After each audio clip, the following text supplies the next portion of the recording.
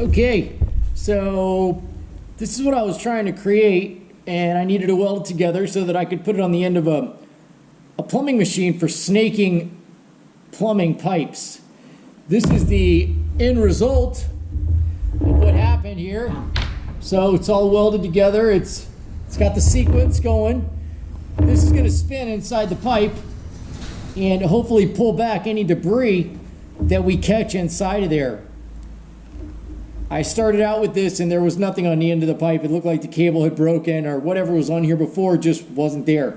So we needed to reevaluate the situation because just the cable itself going into the pipe didn't work.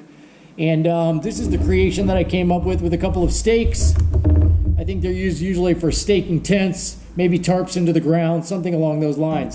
So the bottom line is, here it is, a finished product. We're going to put it inside the pipe and run the machine and see if this ends up working out.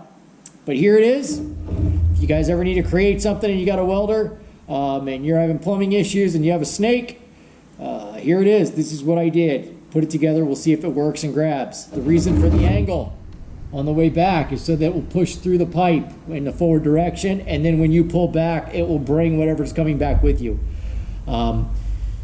We're in hope that, of course, that it doesn't catch on any edges, but we're about to find out. This is a trial and error type of thing.